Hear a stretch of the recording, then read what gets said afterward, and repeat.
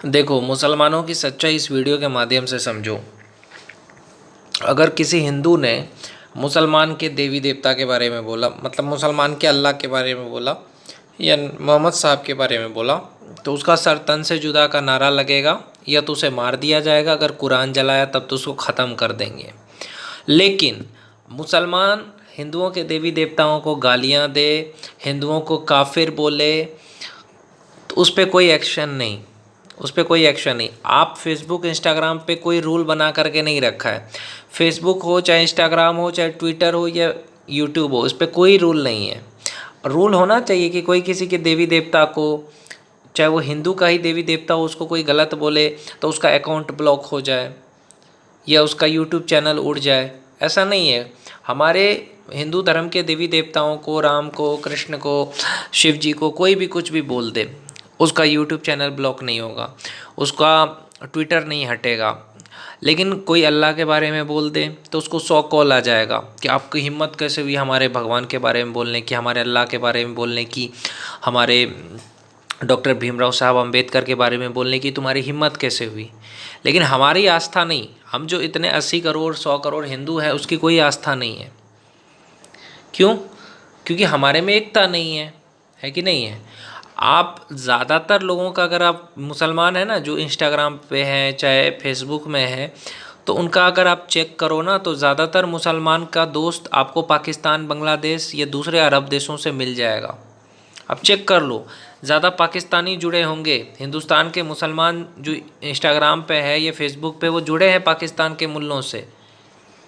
आप चेक करके देखो। लेकिन भारत की सरकार इस सब पे क्यों नहीं ध्यान देती कि अगर कोई पाकिस्तान के किसी से जुड़ा हुआ है तो उसका अकाउंट ब्लॉक कर दे। ऐसे फेसबुक या इंस्टाग्राम यूज़र का अकाउंट बंद करे, ट्विटर का, जो पाकिस्तान से जुड़े हो, ये जो देवी देवताओं को गालियाँ दे। तो ये क्यों नहीं करती है? क्योंकि ये अमेरिकन कंपनी है, फेसबुक, इंस्टाग्राम और ट्विटर। इनको भी अच्छा लगता है ये कि कोई भी यूट्यूब पे ऐसा वीडियो बनाए जिसमें सनातन धर्म को बदनाम करे। कोई भी ऐसा वीडियो बना लेता है, कोई भी कुछ भी बोल देता है। इतने सारे फेक अकाउंट है ट्विटर पे, फेसबुक पे, इंस्टाग्राम पे, उसको आपने बंद ही नहीं कराया। और वही अगर कोई हिंदू कुछ बोल दे तो तुरंत उसका अकाउंट हटा दिया जाएगा, उसको अरेस्ट कर लिया जाएगा। डॉक्टर भीमराव साहब अम्बेडकर को कोई कुछ बोले तो अरेस्ट हो जाएगा, लेकिन शिव जी को बोले तो कुछ नहीं होता उसका। अब देख लो, ये मतलब इस देश में साफ जाहिर है। अगर बाबा बागेश्वर ने हिंदू गांव बनाया कोई, तो उस पर संविधान करने लगे और वक्फ बोर्ड पे एक भी भीमटे कुछ नहीं बोल रहे थे। अब सोचो दोगलापन का सीमा कहाँ है। देख रहे हो, कोई नहीं बोल देगा उस पर। गाय के गौशाला से बदबू आती है कुछ सेक्युलर लोगों को, अखिलेश यादव जैसे लोगों को, लेकिन बकरा कटता है तो उसको खुशबू आती है।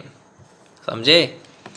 तो ये जय भीम वाले ना मुल्लों के साथ मिल करके अपनी बहनों का हलाला करवाते हैं मेरे ख्याल से, तभी इस तरह की बातें करते हैं।